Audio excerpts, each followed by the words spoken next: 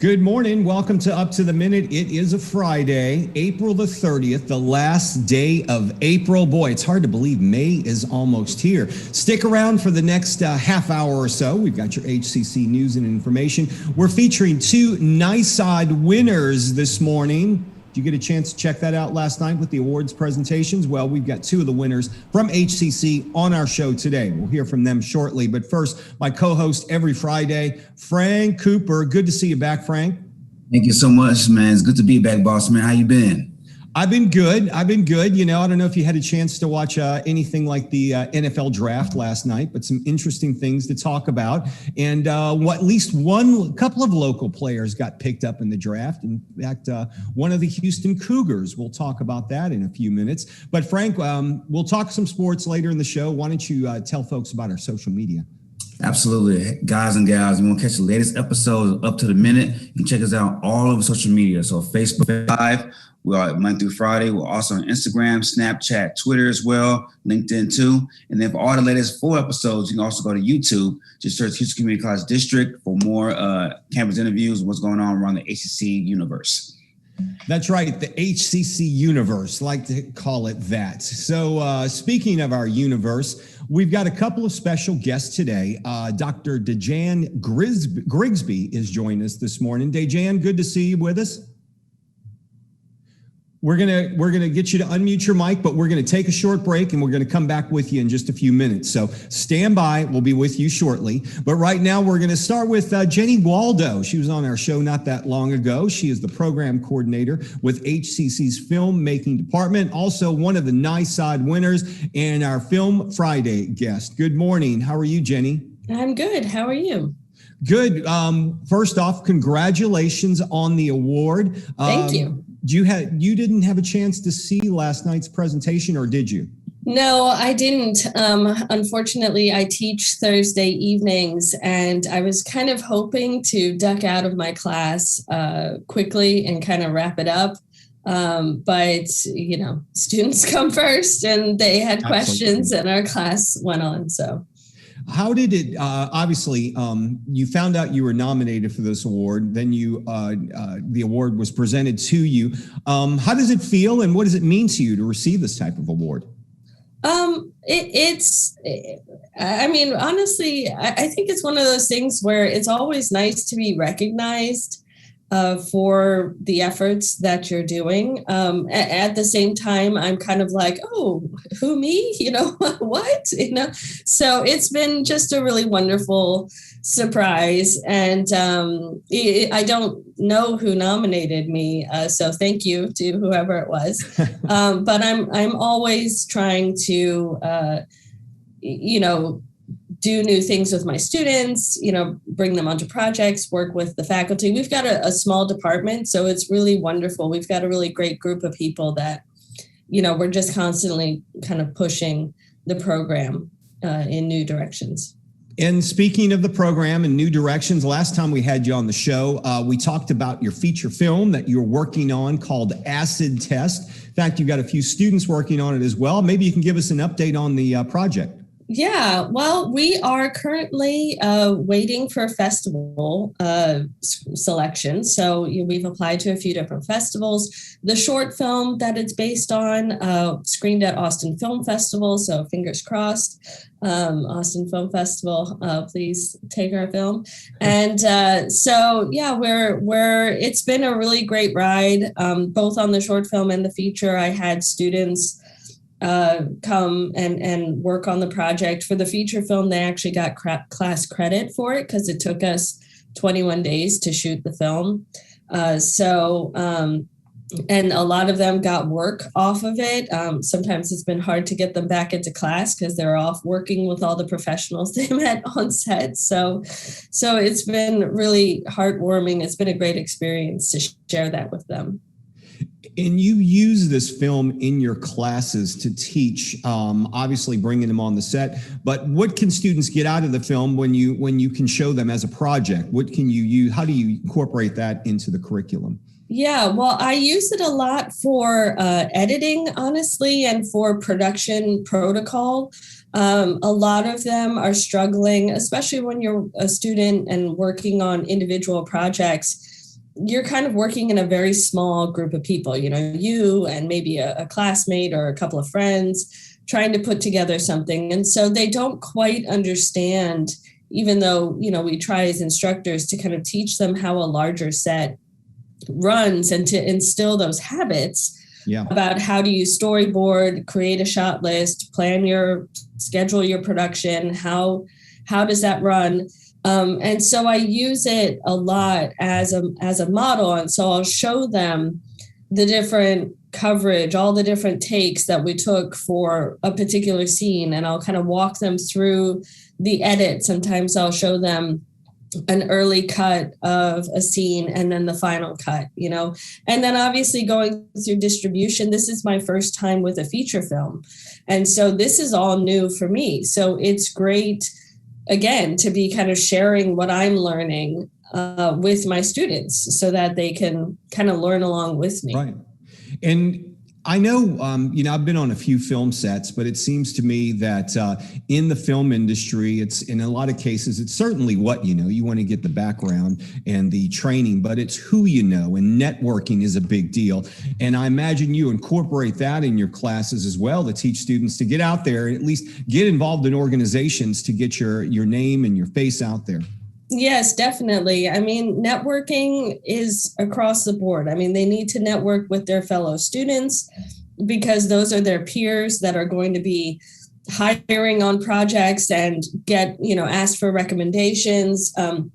I get asked for recommendations all the time as an instructor, so they need to network with me and kind of treat me like a client in a way when they turn in their projects, because their timeliness and their professionalism is something that I recognize and then can, recommend them to projects. And then there are great organizations like the Southwest Alternate Media Project or SWAMP, Women in Film and Television Houston. The Houston Film Commission obviously is always a great resource and has First Thursdays, these free networking events. And so I'm constantly encouraging them to organize, to network, to meet new people, because you're right. It's who it's the impression that you make, and it gets some work.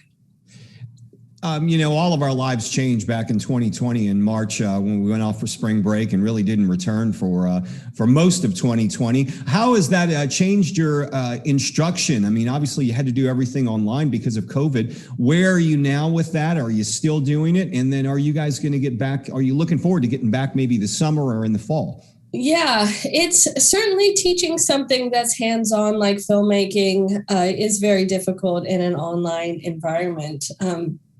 At the same time, one of the things I've been just, challenging myself and my students is that, people have been making films in all states of chaos. They film during hurricanes, they film during war, they film during, all kinds of things. And that's kind of the power of the image and the visuals and the stories of, survival. And so, and I think it also helps with the isolation we've all been feeling, is trying to find ways to tell stories and share those stories. And so even though we have limited resources, even though we might be shooting on our iPhone right now, we have the ability to tell stories. So we're moving back. We're offering a couple of classes in person this summer, and then we should be, for all our production classes, hopefully, barring anything else, we'll be back in person in the fall. Jennie Waldo has been our guest. She's the program coordinator of the HCC Filmmaking Department, NISOD winner for 2021, and our Film Friday guest. Check out her latest film. It's called Acid Test. We look forward to seeing it soon, Jennie. Thank you so much. I appreciate it. Thanks for being back on the show. All right. Take care. Bye-bye. We're going to move on to another NISOD winner, Dr. DaeJan Grigsby, the division chair for the biology program. Good morning to you, DaeJan. How are you? If you can unmute your mic, I think we've got, there we go. Good morning. Sorry, it was the temporary unmuting. That's all right. How are you doing? Good morning. I'm doing well. Thank you so much. I loved listening to Professor Waldo from filmmaking, because I loved hearing about a faculty person talking about not only what they're teaching, but also what they're learning while they teach and how they improve in these different environments, like with COVID. So I appreciate listening to that. Thank you very much. Well, tell us about your experience. Let's start off with the award presentation. From what I understand, you missed it last night too? No, I was able to see it. So I was happy to see that. It was very interesting to watch because of all of the persons that were included in all of the different colleges. And so I was just so happy to see it happen. And of course, it was just so wonderful to be a part of that and to also see the award winners from last year were included because I believe it was canceled last year. And I appreciated seeing that because I had a lot of faculty from last year also included. So kudos to everybody. I was so happy. That's a great experience. Congratulations once again on the award. Oh, thank you. I want to talk to you about the biology program. We've had you on before, and you'd mentioned that biology is more or less a pathway to the medical field, and HCC's programs are designed to get you there really in a quick amount of time. Maybe you can tell us about that. Sure. So our programming is designed to be consumed in about 2 years. That's the idea behind the community college programming. And we first meet some of our students, hundreds of our students, through dual credit, which means when we're in the high schools. And then we try and bring them along and through our HCC associate degrees. And then we push them forward, through these matriculant pathways to the healthcare professions. Largely, the bulk of our students are interested in the healthcare professions. And we also have some that transfer to other four-year institutions, and some will plug directly into industry. And so we're very fortunate that we're able to support so much, especially in this city where the medical center is the largest in the world. And we get to directly plug into that with our proximity and our successful programming. So our students and what they do for our communities by working in healthcare, we're very proud of that. And we're very happy to be a part of that. You know, one thing, a lot of our students may be taking a few courses at HCC or going the first 2 years, and like you mentioned, transfer onto a four-year university. One thing they can feel confident of is we have a quality of faculty here, especially in the biology department. Maybe you can tell us about that. Yes, so our faculty come from various backgrounds, of course, all around the program of biology. We have a large contingent of research biologists. So they are involved in the research part of the biological sciences. And their background is either from large universities and the research that they do there, or from industry and the research that the opportunities they've done there. We also have a contingent of our faculty that are clinicians by training and by background. And they get to bring in a very unique perspective and training to the students because they're able to speak to where many of these students want to go when they want to go into healthcare. So it's very important to be able to bring kind of both the bench, the research, and the bedside, the clinical part of it, to the student perspective and to place it in front of the students so they understand where they're headed. And also sometimes they have to, of course, modulate their interests. They may say that I wanted to be clinical, but I understand that that clinical part involves something over here, but I have really got an interest because I was able to go in and dissect something. So maybe I want to be in behind the scenes, more in pathology, more working at a bench. So having the students exposed to the varied perspectives as they matriculate through our programming is very important. And I think it's very enriching to the student pathway. I want to talk more about those career opportunities in a second, but I want to ask you about your labs, because one thing, it seems like whenever I had to take biology, it had the lab component. How did you guys do that during the shutdown? And are you still doing your labs online? Do you expect to be back this summer and in the fall in person? Yes. So much of what your previous guest was talking about, we excel in the hands-on, right? In-person, hands-on experiential learning. It's where we excel. We got to say we were active learning before active learning was even a coined phrase. So we're very invested in the laboratory spaces. And we know that our students really, really respond to that, their ability to get their hands on. So when we had to evolve because of COVID, we went online. And what we had to do is we scoured resources from sea to shining sea, I think, in order to provide students with an immersive experience, less hands-on, but immersive, so that they could get not just a 2D experience with reading text or something like that, but they got more immersion where they were provided some virtual reality, some augmented reality, et cetera.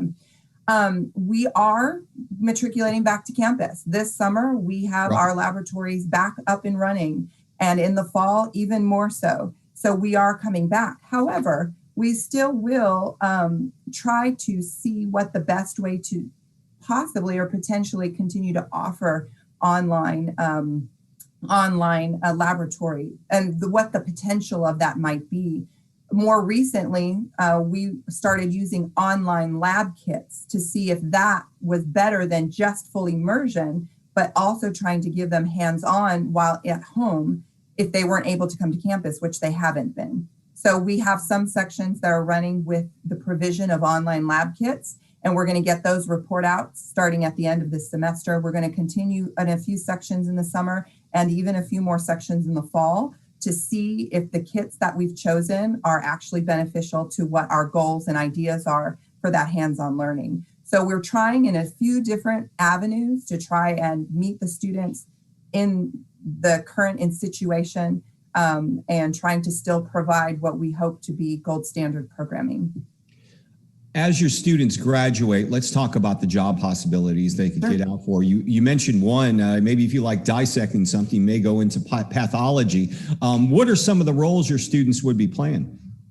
So our students, again, the bulk of are invested and interested in healthcare. So they are going through, and often through our Coleman School of Health Sciences, where they will finish some of their awards degrees. But our students are interested in respiratory therapy. They're interested in becoming the nurse, one of the most important persons at the bedside.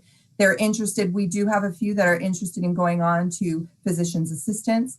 We have a lot of students that are interested in doing histology or histotech, which is akin to pathology.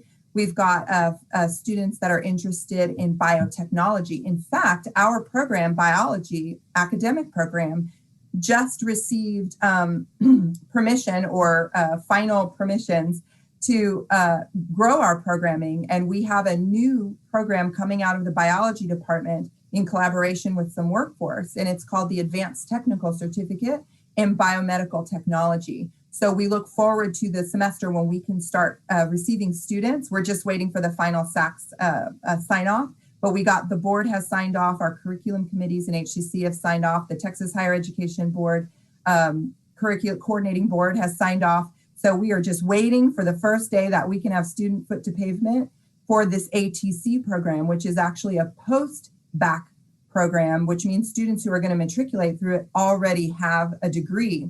So what we'd love to see would be dual credit students or high school students come in, get their associate's degree in biology, decide if they're going to go out and insert into industry or perhaps matriculate somewhere else, and then come back for the ATC program to get the Advanced Technical Certificate in Biomedical Technology.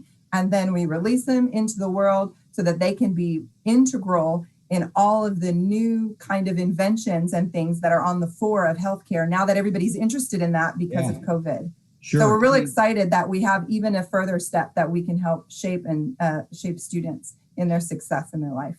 I know, obviously, the interest is there in healthcare, and it certainly is in the forefront. And as you mentioned, there are a lot of people out there who may have lost their jobs, but they have a degree. Maybe they want to jump into the healthcare.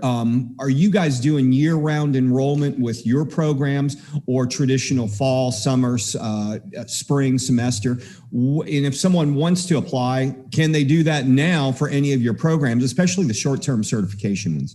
Yes, so they can. They can apply to enter at any point in the year, and then they can come in and they can begin. And we would, of course, do a portfolio review to see where they would need to start in their credits, their gaining of credit, so that they can go and, as you were saying, realize that perhaps a new career.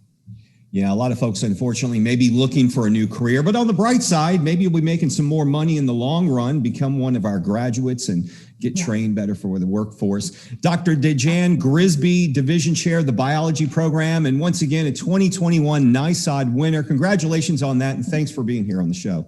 Thank you guys so much. What a lovely morning to be speaking with you. I appreciate it.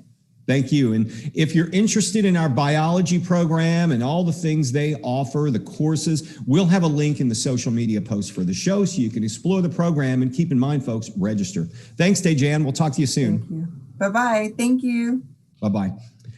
All right, so we are going to move on to Frank Cooper joining us on this Friday. Frank, we're talking about angels soaring like an eagle. Tell us what that's all about. Absolutely, Todd. So tonight you can watch Student Life Award, HCC's West Chase Rotaract organization, the Eagle Award for Program of the Year for its Angel Tree Project. Held in partnership with the Ailey Family YMCA After School Program, it's received dozens of donations at Christmas. So that's today, 6 p.m. Friday. We'll have the Student Life Facebook link and I'll post right after the show.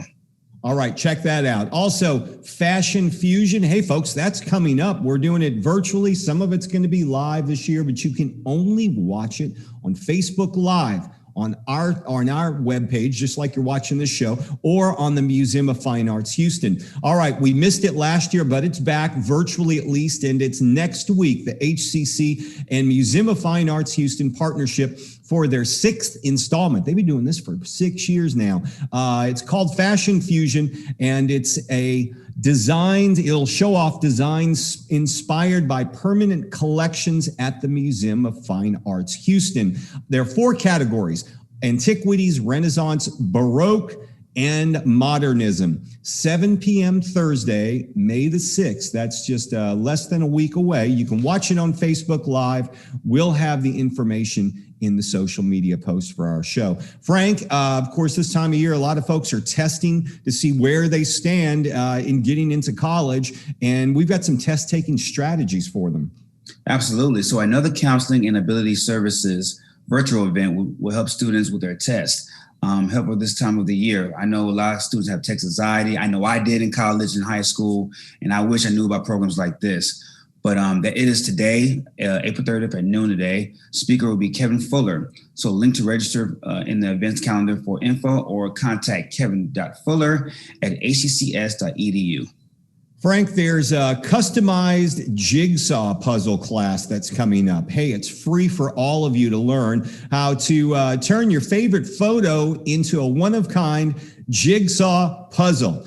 Coleman College Student Life is handling this event. That's happening next Tuesday, 6 to 7 p.m. And we'll have the link in our social media post for this show.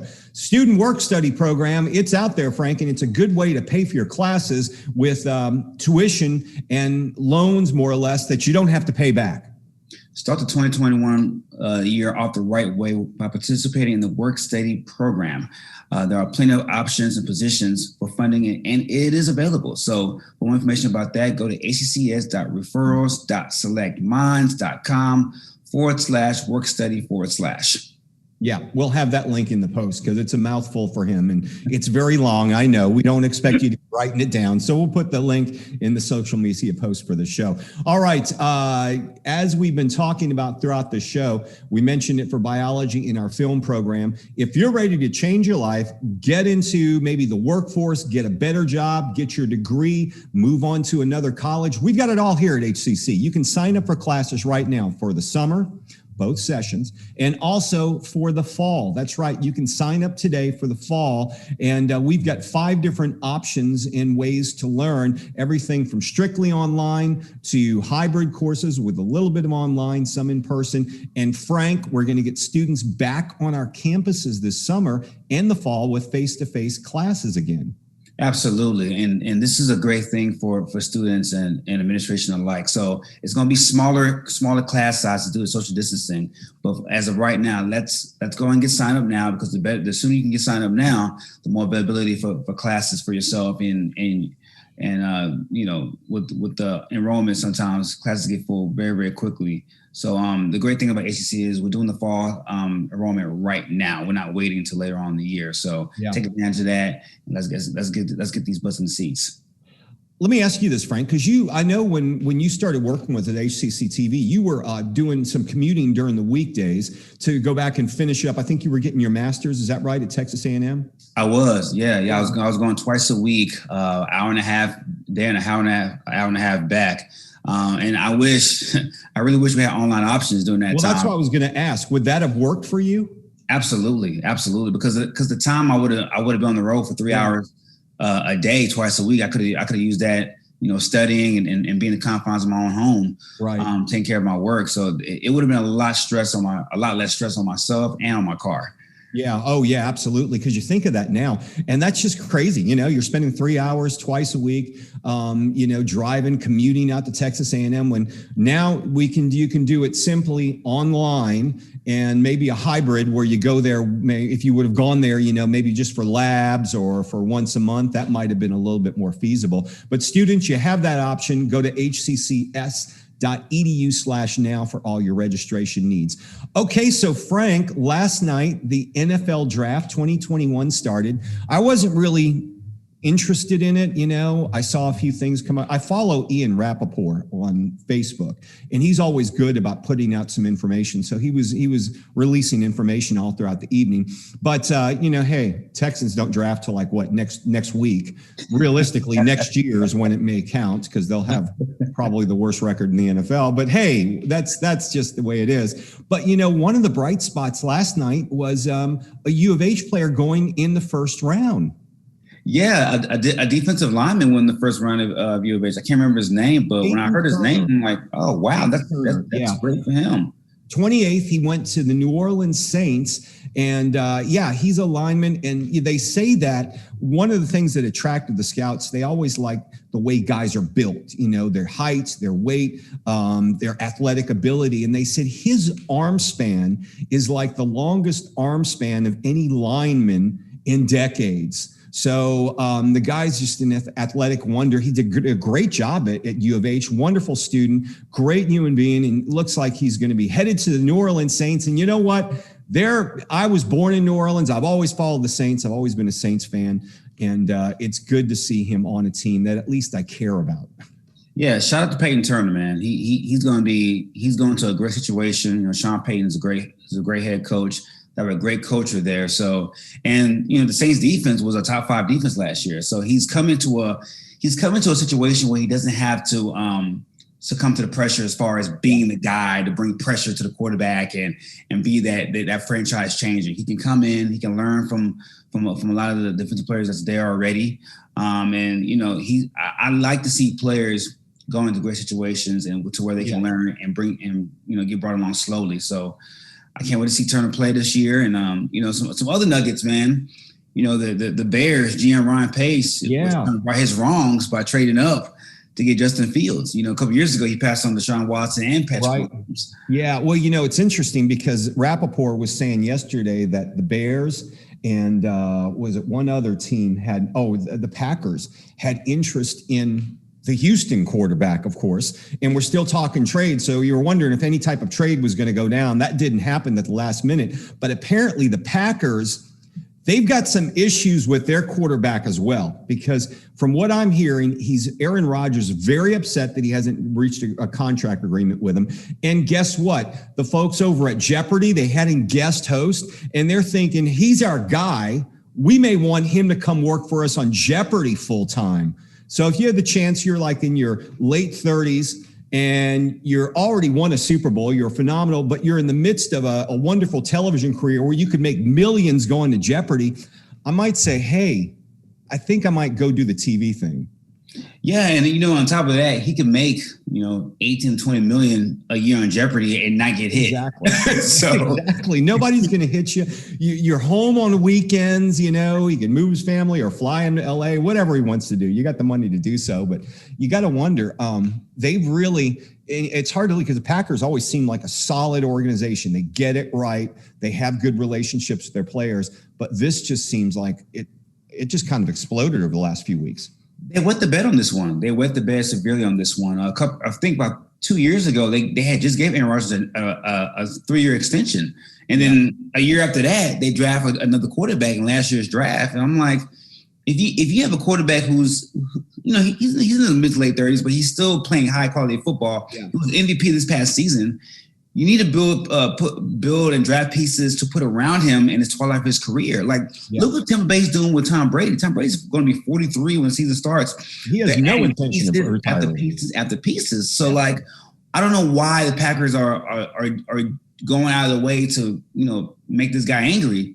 And I read reports. I think Adam Schefter reported that the president of the team, the Packers, and the GM flew to the West Coast to talk to Aaron about his, him being disgruntled. But I'm like, unless you bring a new contract and there's nothing to talk about. So yeah, right.